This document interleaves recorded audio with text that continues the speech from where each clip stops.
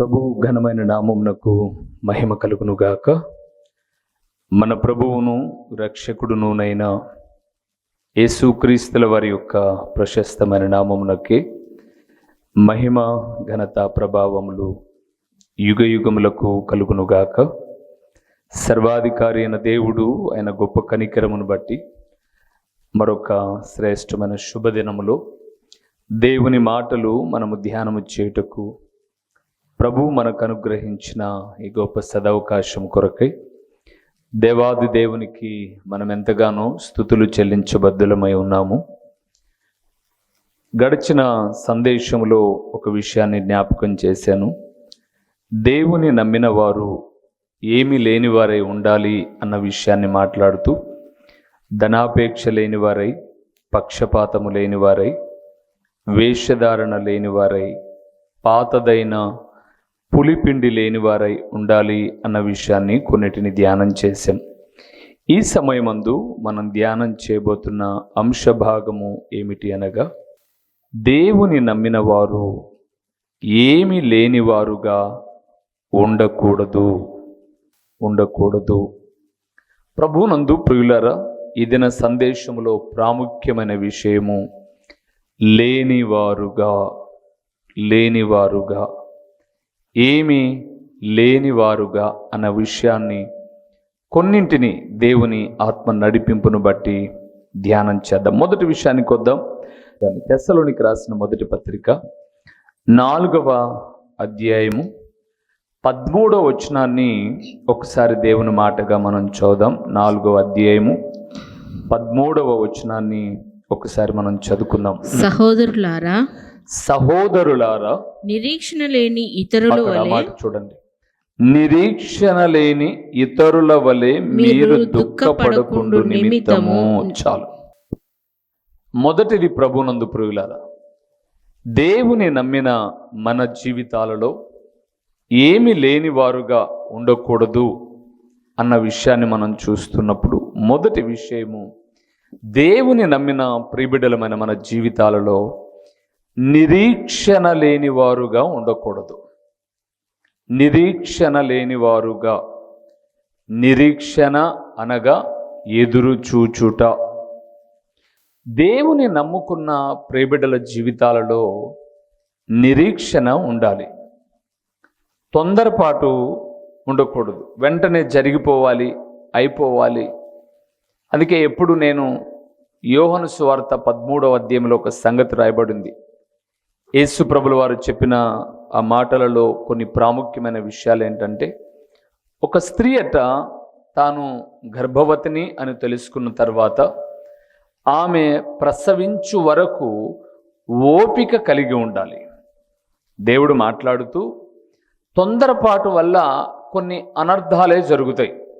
ఈ లేఖనాన్ని మనం చూస్తున్నప్పుడు దేవుని నమ్ముకున్న వారు ఏదైనా మొరపెడుతూ ఉన్నప్పుడు, ఏదైనా కనిపెడుతూ ఉన్నప్పుడు వారి జీవితాలలో నిరీక్షణ లేనివారుగా ఉండకూడదు.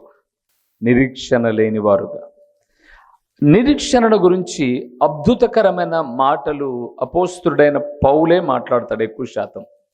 ఒకవేళ మనం ఈ నిరీక్షణ గురించి మనం రోమీలకు రాసిన పత్రికకు ఒకసారి మనం వెళ్ళగలిగితే చాలా చక్కటి మాట అక్కడ 5వ అధ్యాయములో మాట్లాడుతూ ఉన్నాడు. చూద్దాం ఒకసారి. 5వ అధ్యాయము 5వ వచనాన్ని ఒకసారి మనం చదువుకుందాం. రోమీలకు రాసిన పత్రిక 5వ అధ్యాయము 5వ వచనాన్ని ఒకసారి మనం ఎందుకనగా ఈ నిరీక్షణ మనలను ఏమి చేయదు? సిగ్గుపరచదు. అవును, దేవుని ప్రియబిడ్డలమైన మన జీవితాలలో నిరీక్షణ కలిగిన వారముగా ఉండాలి.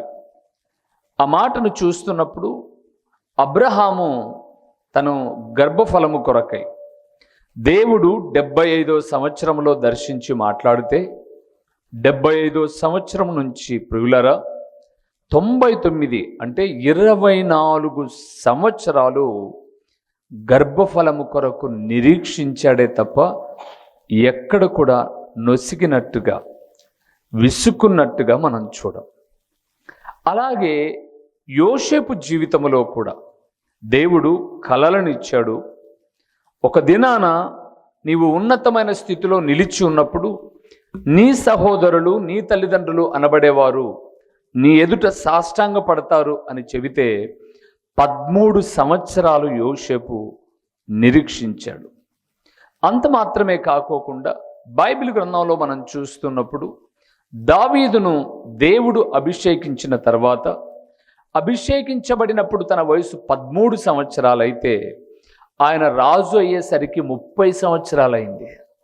మొట్టమొదట హెబ్రోన్లో రాజు అయినప్పటికీ నేను ఏం మాట జ్ఞాపకం చేస్తున్నాను అంటే, దేవుని ఎదుట ఏదైనా మనం ప్రార్థించేటప్పుడు మన ఆత్మీయ జీవితంలో మనం ఏమీ లేని వారుగా ఉండకూడదు, నిరీక్షణ లేని వారుగా ఉండకూడదు.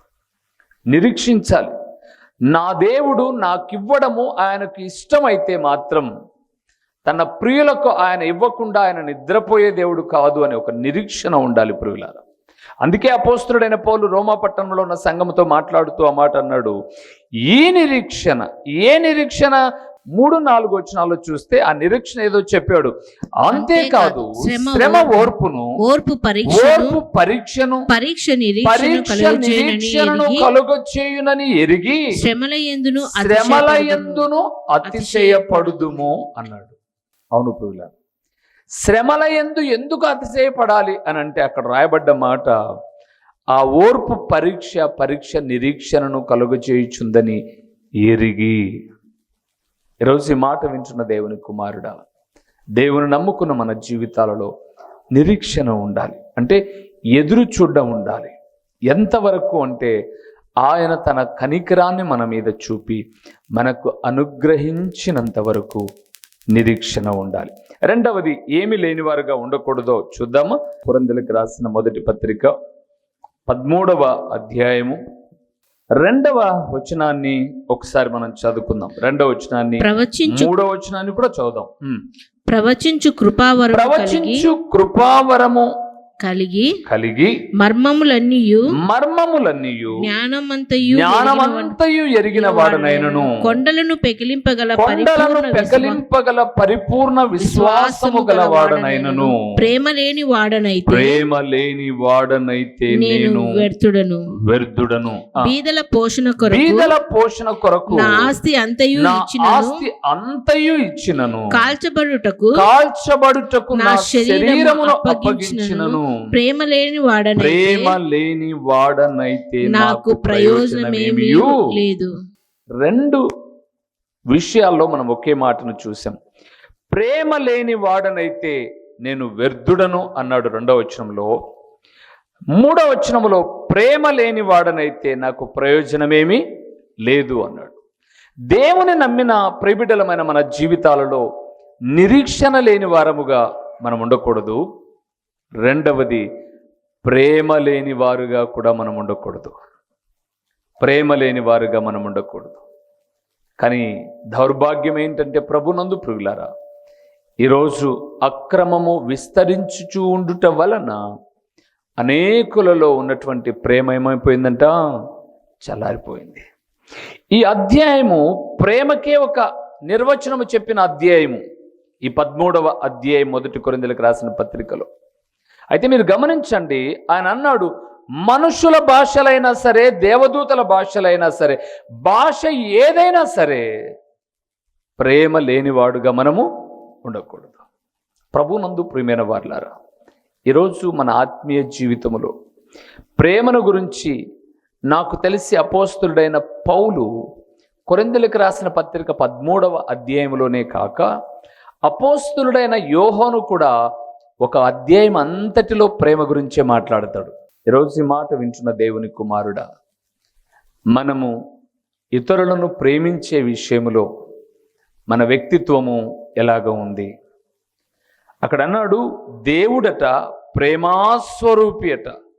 ఆ మాటకు కిందన నిర్వచనం చెప్పాడు, దేవుడు ప్రేమ అయి ఉన్నాడు. ఇప్పుడు మనం ఎవరైనా అడిగినప్పుడు, ఏమని సందర్భం వచ్చినప్పుడు మనం ఏం మాట్లాడతామంటే, నేను దేవుని బిడ్డను అంటాం, దేవుని బిడ్డను నేను అంటాం. కరెక్టే. మరి దేవుని బిడ్డమైతే దేవునికి ఏముందట? ప్రేమ ఉంది. దేవుని బిడ్డలము అని చెప్పబడేటటువంటి మన జీవితాల్లో కూడా ఏముండాలి? ప్రేమ. ఈరోజు ఈ మాట వింటున్న దేవుని కుమారుడా, కుమార్తె, ఒకసారి మనం ఆలోచించేద్దాం. నిరీక్షణ లేని వారుగా ఉండకూడదు, ప్రేమ లేని వ్యక్తులుగా కూడా మనం ఉండకూడదు. ఎంతవరకు ప్రేమించాడు ప్రభు అయిన యేసుక్రీస్తు అంటే మరణం వరకు ప్రేమించాడండి. ఈరోజు ఎన్నో సందేశాలు మనం వింటూ ఉన్నా, మనలో ఉన్న అహంకారము చావల, కోపము చావల, పగ చావల, ఏదో ప్రతీకారం తీర్చుకోవాలన్న తపన చావల. అయితే నన్ను ఒక మాట చెప్పనివ్వండి, సందర్భానుసారంగా నీలో ప్రేమ ఎప్పుడైతే మొలకెత్తదో, నువ్వు ఏ భాషతో ప్రార్థన చేసినా, లేదా ఆయన 13వ అధ్యాయంలో చాలా విషయాలు చెప్తాడు. కొండలను పెకిలింపగలిగిన విశ్వాసము నీకున్న, కొండలను పెకిలింపగలిగిన విశ్వాసం ఏది ఉన్నా సరే, నీలో ప్రేమ లేకపోతే ఏమన్నాడు? వ్యర్థము అన్నాడు, వ్యర్థము అన్నాడు. నిజమే ప్రభునందు ప్రియులారా, ఈరోజు దేవుని నమ్ముకున్న ఆయన ప్రియబిడ్డలమైన మన జీవితాలలో ప్రేమ లేని వారుగా ఉండకూడదు. మనం ప్రేమించాలి. ఎదుటి వ్యక్తి నుంచి మనకు ప్రేమ రాకపోయినా ప్రభువుకు అప్పగించినట్లయితే దేవుడు ఆ కార్యాలు చూసుకునేవాడుగా ఉన్నాడు. మొదటిది నిరీక్షణ లేని వారుగా ఉండకూడదు, రెండవది ప్రేమ లేని వారుగా ఉండకూడదు, మూడవది దేవుని నమ్మిన మనం ఏమి లేని వారుగా ఉండకూడదు. యాకోబు రాసిన పత్రికకు వెళ్దామా ఒకసారి? యాకోబు రాసిన పత్రిక 2వ అధ్యాయము 26వ వచనాన్ని ఒకసారి మనం చూద్దాం. ప్రాణము లేని శరీరమేలాగు మృతమో అలాగే క్రియలు లేని విశ్వాసమును మృతము అన్నాడు. మూడవది ప్రభునందు ప్రియులారా, మొదటిది నిరీక్షణ లేని వారుగా ఉండకూడదు, రెండవది ప్రేమ లేని వారుగా ఉండకూడదు, మూడవది దేవుని నమ్ముకున్న వారు ఏమి లేని వారుగా ఉండకూడదు, క్రియలు లేని వ్యక్తులుగా ఉండకూడదు. క్రియలు, అందుకే అక్కడక్కడ మనం రోడ్డు మీద వెళ్తున్నప్పుడు కొన్ని శ్లోకాలు చూస్తాం. ప్రార్థించే పెదవుల కన్నా చేయూతనిచ్చే చేతులు మిన్నా అని చూస్తూ ఉంటాం. ప్రార్థన అందరం చేస్తాం, కానీ సమస్య వచ్చింది అన్నప్పుడు, ఇబ్బంది అన్నప్పుడు క్రియ ఎక్కడా? అందుకే యేసు ప్రభుల వారు మత్తయి రాసిన సువార్త 5, 6, 7 అధ్యాయాలు 3 అధ్యాయాల్లో మొదటి ప్రసంగాన్ని చేస్తున్నప్పుడు, నీ సహోదరుడు ఎవడైనా ఆకలిగొని ఉంటే లేదా ఇబ్బందిలో పడి ఉంటే, ఇబ్బంది తీరిపోతుందిలే, మేము ప్రార్థన చేస్తాములే అని చెప్పడం కన్నా నీ క్రియను కనపరచు అన్నాడు. ఈరోజు ప్రభునందు ప్రియులారా, అందరూ ప్రార్థించే వ్యక్తులే, కానీ క్రియలలోనికి వచ్చేసరికి, అంటే ఆచరణలోనికి వచ్చేసరికి, సహకరించాల్సి వచ్చేసరికి ప్రతి ఒక్కరి చేతులు ఏమవుతాయి? ముడుచుకుంటాయి ప్రియులారా, ముడుచుకుంటాయి. కానీ నా ప్రభుల వారు అలాంటి దేవుడు కాదు. ఆయన జీవితం అంతటిలో క్రియ ముందు ఉంది, తర్వాత ఆయన వెనకున్నాడు. ఆయన ఎప్పుడు కూడా తన పనులన్నిటిలో, లోకములో చేసిన ప్రతి విషయంలో పని చేసిన దేవుడు ఆయన. అందుకే ఈరోజు దేవుడు మాట్లాడుతున్నాడు, క్రియలు లేని వ్యక్తులుగా మనం ఉండకూడదు. అక్కడ ఇంకా ఒక మాట కఠినంగా మాట్లాడాడు, మీరు చూసారో లేదు? ప్రాణము లేని శరీరం ఎలాగూ మృతమో, క్రియలు లేనటువంటి విశ్వాసము కూడా అది చచ్చిన దానితో సమానం అన్నాడు. చచ్చిన వ్యక్తి ఎంత గొప్ప వ్యక్తి అయినా అతని వల్ల విలువ లేదు. ఎంత గొప్పవాడైనా కావచ్చు, ఎంత గొప్ప వ్యక్తి అయినా కావచ్చు. అయ్యా ప్రధాని చచ్చిపోయాడండి, మీ ఇంట్లో పెట్టుకోపోండి అనంటే పెట్టుకుంటాం మనం? మాకెందురుగా బాబు శవం, బహుశా ఒకవేళ ఈరోజు పెట్టుకున్న రేపటికి పడేయాల్సిందే, లేకపోతే కంపు. దేవుడు అన్నాడు, నీలో క్రియలు లేకోకుండా, అంటే చేసే పనులు లేకోకుండా, నేను గొప్ప విశ్వాసిని, నేను గొప్ప ప్రార్థనా పరుని అని నువ్వు ఎంత చెప్పుకున్నా అది చచ్చిన శవముతో సమానము అన్నాడు ప్రియులారా. అందుకే క్రియ చాలా ప్రాముఖ్యమైంది. అందుకే దేవుడు అంటున్నాడు, క్రియలు లేని వారముగా మనము ఉండకూడదు. మొదటిది నిరీక్షణ లేని వారముగా ఉండకూడదు, రెండవది ప్రేమ లేని వారముగా ఉండకూడదు, క్రియలు లేని విశ్వాసముగా కూడా మనము ఉండకూడదు. నాలుగవది ఏముండకూడదో చూద్దామా? హెబ్రీయులకు రాసిన పత్రిక 3వ అధ్యాయము 12వ వచనాన్ని ఒక్కసారి మనం చూద్దాం. సహోదరులారా, జీవము గల దేవుని విడిచిపోవునట్టి విశ్వాసము లేని దుష్ట హృదయము చూడండి, విశ్వాసము లేని దుష్ట హృదయము మీలో ఎవని ఎందైనను ఒకవేళ ఉండునేమో అని జాగ్రత్తగా చూచుకొనుడి. 4వది ప్రియులారా, విశ్వాసులము లేదా దేవుని నమ్మిన ప్రియబిడ్డలమైన మన జీవితాలలో విశ్వాసము లేని వారుగా ఉండకూడదు. విశ్వాసము లేని వారుగా, అక్కడ ఒక గుర్తు కూడా చెప్పాడు, జీవము గల దేవుని విడిచిపెట్టునట్టి విశ్వాసము లేని ఏ హృదయము? దుష్ట హృదయం. ప్రియులారా, దుష్ట హృదయం. దుష్ట హృదయం అని ఎందుకన్నాడు అంటే, ఆ హృదయములోనికి విశ్వాసాన్ని చెడగొట్టడానికి ఎవరు ప్రవేశించాడు? దుష్టుడు ప్రవేశించాడు. అందుకే దుష్ట హృదయము అని సంబోధించాడు.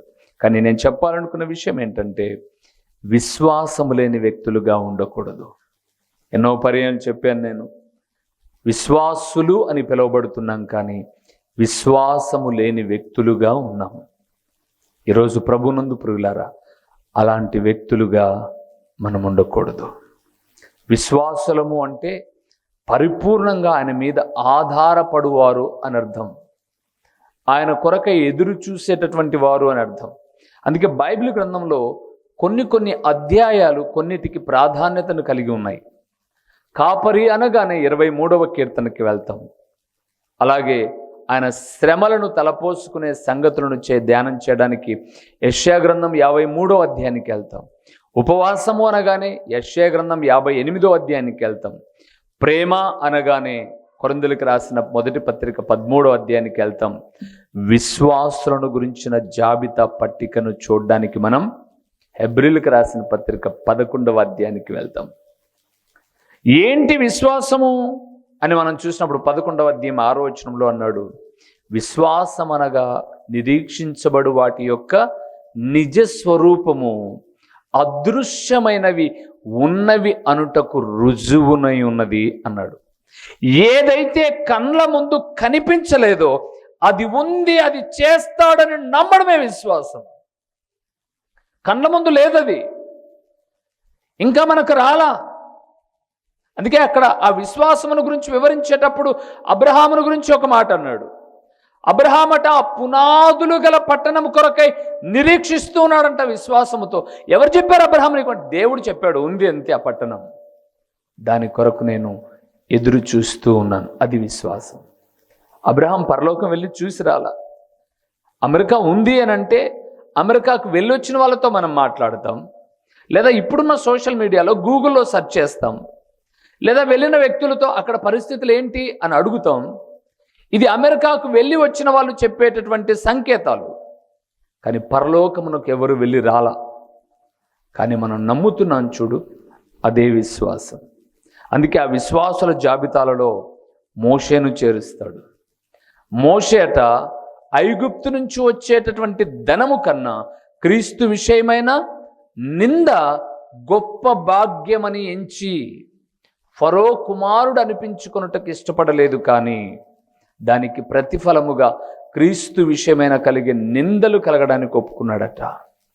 ప్రభునందు ప్రియులారా, విశ్వాసులము అనబడే మన జీవితాల్లో విశ్వాసం ఉండాలి. ఎప్పటిదాకా ఉండాలి? అంతమయ్యేంత వరకు ఉండాలి. ఆ విశ్వాసమే మనల్ని ప్రభువుతో యుగయుగాలు ఉండేటట్లుగా చేస్తుంది. అందుకే దేవుడు మాట్లాడుతుంటున్నాడు, నిరీక్షణ లేని వారుగా ఉండకూడదు, ప్రేమ లేని వారుగా ఉండకూడదు, క్రియలు లేని వారుగా ఉండకూడదు. చెప్పండి, విశ్వాసము లేని వారుగా ఉండకూడదు. ఇంకొక మాట కూడా చెప్తాను చూడండి.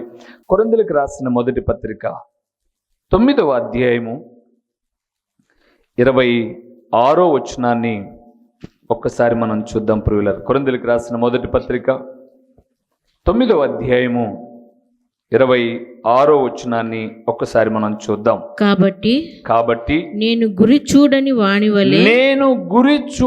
వాని వలె పరిగెత్తువాడను కాను. చాలా ప్రియులారా, 5వ విషయాన్ని కూడా మనం చూస్తున్నాం. గురి లేని వ్యక్తిగా మనము జీవించకూడదు. అందుకే కీర్తనకారుడు చాలా చక్కగా మాట్లాడుతూ 16వ కీర్తనలో అన్నాడు, సదాకాలము నా గురి నీ యందే నిలిపి ఉన్నాను ప్రభువా అన్నాడు. మనకు ఒక గోల్ ఉండాలి, ఒక గురి ఉండాలి మనకు. ఇప్పుడు చూడండి, మన పిల్లల ఎడల మనకు ఒక గురి ఉంది. వీడిని ఎలాగైనా తయారు చేసి ఇంజనీర్ని చేస్తా, ఒక గురి. వాడికి ఇంట్రెస్ట్ ఉన్నా లేకపోయినా మన యొక్క ఆశలన్నీ వాడి మీద రుద్దేస్తాం మనం. చదవరా, ఇది చదవరా చదవరా చదవరా అని. అంటే వానికి ఒక గురి పెడతాం. నువ్వు ఎలాగైనా ఇది కావాలి నాయన, అమ్మ నువ్వు ఎలాగైనా ఇది కావాలమ్మా అని చెప్తాం. అలాగే విశ్వాసులమైన మనము కూడా గురి లేని బ్రతుకు బ్రతకూడదు. లోకంలో ఒక నానుడు ఉంది, గురి లేని బ్రతుకంట గుడ్డి బ్రతుకు అన్నాడు. ఎందుకంటే వాళ్ళకు అంధత్వం ఉంది కాబట్టి ఎక్కడికి వెళ్తున్నారో వాళ్ళకి తెలియదు. మనము గురి లేని వ్యక్తులముగా, అంధత్వంతో కలిగిన వ్యక్తులముగా కాకుండా గురి కలిగిన వ్యక్తిగా ఉండాలి. ఏంటి నీ గురి అంటే, పరలోకమే నా గురి. పరలోకము చేరుకునేంత వరకు నా నిరీక్షణను నేను కోల్పోను. నేను చూపాల్సిన ప్రేమను నేను కోల్పోను. నేను క్రియలు లేని విశ్వాసాన్ని చేయను. విశ్వాసము మృతమైనదిగా నేను నిలపను. నా జీవితంలో ఒక గురి కలిగి నేను ముందుకు వెళ్తాను. అవును ప్రభునందు ప్రియులారా, ఇక్కడున్న మనం అందరం ఒక గోల్, ఒక గురి ఉండాలి మనకు. ఎలాగైనా సరే ప్రభువా నీ కొరకే బ్రతికి నేను పరలోకం చేరతాను, నీ సాక్షిగా బ్రతికి పరమున చేర్చబడతాను. ఇది మన గురి అయితే ప్రభువు నమ్మదగిన వాడు, మనల్ని మధ్యలో విడిచిపెట్టడు ప్రియులారా. అందుకే చాలామంది నిరీక్షణ లేని వారుగా ఉన్నారు. రాత్రి ప్రార్థన చేస్తే ప్రొద్దునకి అయిపోవాలనే ఇది చాలా తొందర. మనము నిరీక్షణ ఉండాలి. అందుకే అక్కడ నిరీక్షణ 4వ అధ్యాయం 13వ వచనం దశలోనికి రాసిన పత్రికలో నిరీక్షణ లేని వారికి దుఃఖం ఉంటుందట, నిరీక్షణ కలిగిన వారికి ఏముండదు, దుఃఖం ఉండదు. దుఃఖం ఉండదు. ఎందుకంటే నా వాళ్ళు కోల్పోయాను, నేను ఒకరోజు నా వాళ్ళని నేను చేరుకుంటాను మళ్ళీ. అందుకే నేను దుఃఖపడను, నాకు నిరీక్షణ ఉంది, నా వాళ్ళని నేను మరలా కలుసుకుంటాను. ఈ లోకంలో మాకు ఎడబాటైందేమో కానీ ప్రభువులో కలుసుకుంటాను. నేను నా భర్త ప్రభు కొరకు బ్రతికాడు, నా భార్య ప్రభు కొరకు బ్రతికింది, నా పిల్లలు, నా తల్లిదండ్రులు, నా కుటుంబం ప్రభు కొరకే బ్రతికారు కాబట్టి ప్రభువులో వారిని నేను కలుసుకుంటాను, నా నిరీక్షణ. రెండవది ప్రేమ. ఈ పదము చాలా చిన్నది కానీ దీని క్రియలు చాలా గొప్పవి ప్రియులారా, దీని క్రియలు చాలా గొప్పవి. అందుకే ప్రేమ అనేది 2 అక్షరాలైన ఎన్నో లక్షణాలు ఉన్నాయి. ఈరోజు లోకంలో ఉన్న ప్రతి ప్రేమ కూడా ఏదో ఒకటి కోరుకుంటూ ఉంది. ప్రేమ కోసం అనేక మంది తమ జీవితాలలో నష్టపోతూ ఉన్నారు, మోసపోతూ ఉన్నారు. కానీ యేసయ్య ప్రేమ అలాంటిది కాదు. శాశ్వతమైన ప్రేమ, ప్రాణం పెట్టిన ప్రేమ. ఆ ప్రేమ ఏంటో మనల్ని కూడా ఇతరులకు చూపించమని చెప్పిన ప్రేమ. ఆ ప్రేమామయుడైన దేవుని కలిగిన మనం ప్రేమిద్దాం. సహోదరులను ప్రేమించమనింది, దేవుని ప్రేమించమనింది. మూడవదిగా క్రియలు లేని వారుగా మనము ఉండకూడదు, క్రియలు కలిగిన వారుగా ఉండాలి. మనం క్రియలు లేని విశ్వాసము మృతం అన్నట్లు మనం ఏదైనా ప్రార్థన చేయకముందు, ఏదైనా చేయకముందు మన నుంచి ముందు పని చేసే స్వభావం ఉండాలి. ఎవరికైనా ఏదైనా చెప్పేటప్పుడు అది మనం చేసే వ్యక్తులమై ఉండాలి. ప్రార్థన చేసేటప్పుడు అది మనం చేసే వ్యక్తులమై ఉండాలి, అనుభవించే వ్యక్తులమై ఉండాలి. గుర్తుపెట్టుకోండి ప్రియులారా, నేను ప్రతిదీ గమనిస్తూ ఉంటాను, కొన్ని నేర్చుకుంటూ ఉంటాను, కొన్ని విడిచిపెడుతూ ఉంటాను, కొన్ని ఆత్మీయ జీవితంలో అప్పుడప్పుడు ఆలోచిస్తూ ఉంటాను. మా వెంటబడితే ఒక సహోదరుడు వచ్చేవాడు ప్రార్థనకు. ఆయన ప్రార్థన చేసేవాడు సభలలో. చెప్పంటారు ఏమనో, ఇప్పుడు ఉన్నాడు కాబట్టి చెప్తున్నాను అనమాట. దేవా, ఈ కూడికకు ఒక్కరొక్కరు వచ్చేవాళ్ళు కుటుంబాలుగా రావాలి ప్రభువా అని ప్రార్థన చేసేవాడు. అదే సహోదరుడు ఇక్కడ ప్రార్థన చేస్తుంటే కూడా నేను చూశాను, దేవా ఒక్కని కాకుండా కుటుంబముగా నియామక కూడిక రావాలి ప్రభు అని ప్రార్థన చేయలేకున్నాడు. ఎందుకు చెప్పు, ఎందుకు చేయలేడు? భార్య ట్యూషన్ చెప్పాలి, డబ్బులు పోతాయి, ఏదో నాకు తప్పదు కాబట్టి నేను వస్తా. క్రియలు ఉన్నాయా? లేవు. మరి అక్కడ ఒక ప్రార్థన, ఇక్కడ ఒక ప్రార్థన ఎందుకు వచ్చింది? అక్కడ ఎవరో కుటుంబాలుగా నిన్ను ఆరాధించడానికి రావాలన్నప్పుడు ఇక్కడ కూడా కుటుంబం నీ సన్నిధికి రావాలి ప్రభు అని మనం ప్రార్థించాలి. కుటుంబ సమేతముగా దేవుని ఆరాధన చేయడానికి రావాలి. అంటే ఏమి లేదు, ప్రార్థనే ఉంది కానీ చెప్పండి, ప్రేమ లేదు, క్రియలు లేవు. 4వది అన్నాడు, విశ్వాసము లేని వారుగా ఉండకూడదు. విశ్వాసం లేని వారుగా ఉండకూడదు. దేవుడు పోషిస్తాడు ప్రియులారా. నేను అందుకే ఎప్పుడో ఒక మాట అంటుంటాను, మీరు ఉద్యోగాలు చేస్తున్నారు, పనులు చేస్తున్నారు, వ్యాపారాలు చేసుకుంటున్నారు, దేవుడు మిమ్మల్ని పోషిస్తాడులే. ఈ ఉద్యోగంలో ఈ జీతం వస్తుంది, ఈ వ్యాపారంలో ఈ డబ్బు వస్తుంది, ఒక 10,000 అప్పు చేసినా తీర్చుకోవచ్చు, అమ్మలు పెట్టిన ఆస్తో కమ్మలో ఏవో ఉన్నాయిలే అని అనుకుంటారు. మరి మా పోషణ విషయంలో చాలామంది ఏమంటారంటే మీకేం లే, కానుకలు వస్తాయంటారు. నేను ఎప్పుడు ఒక ప్రశ్న వేస్తుంటాను, కానుకలు వస్తాయి అని నువ్వు ఎంత ఇస్తావు? కానుక ఎంత ఇస్తున్నావు?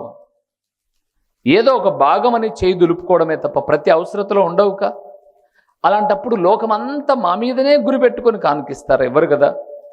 మేము జీవిస్తున్నది, ముందుకు వెళ్తున్నది కానుకల మీద ఆధారపడి కాదు, విశ్వాసముతో ప్రియులారా. విశ్వాసముతో. ఏంటో తెలుసా? పిలిచిన దేవుడు ఎలాంటి వాడు?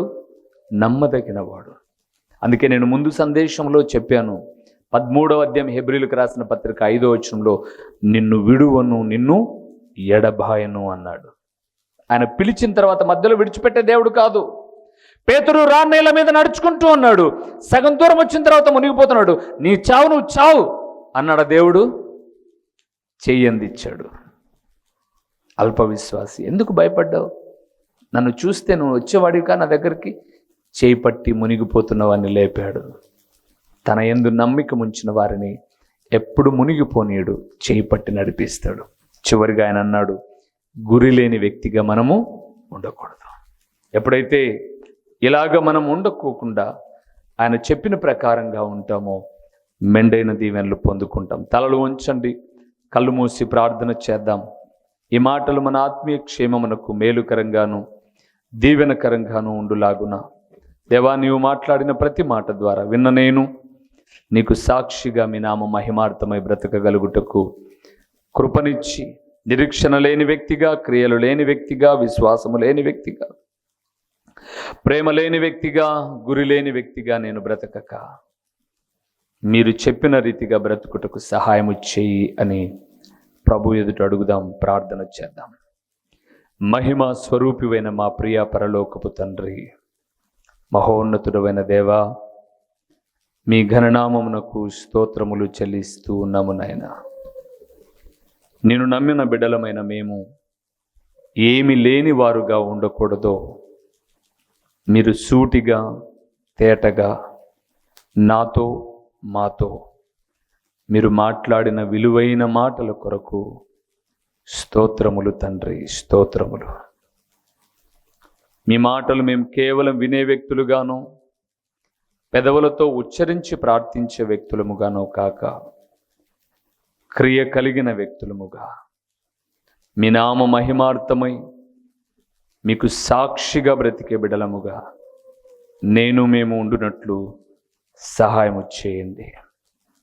ఓ తండ్రి, ప్రకటించబడిన పరలోకపు సంగతులు వ్యర్థముగా పోకుండా సారవంతమైన నేలను పడిన విత్తనము వలె 30 అంతలుగా 60 అంతలుగా 100 అంతలుగా ఫలింపచేసి మీ ఘననామానికి మహిమ ఘనత ప్రభావములు మీరు కలుగు చేసుకునమని ఎంతైనా నమ్మదగిన దేవుడైన మీకు స్తుతులు చెల్లించుకుంటూ యేసు నామములో అడిగి పొందియున్నాము తండ్రి, ఆమేన్. మా చిరునామా దైవజనులు బ్రదర్ ఓ రూబేన్ గారు, క్రీస్తు ప్రార్థనా మందిరం, డోర్ నెంబర్ 1-10-386, నగరిగుట్ట, పులివెందుల, కడప జిల్లా. మీ ప్రార్థనా అవసరాల కొరకై సెల్ నంబర్ 9989067409.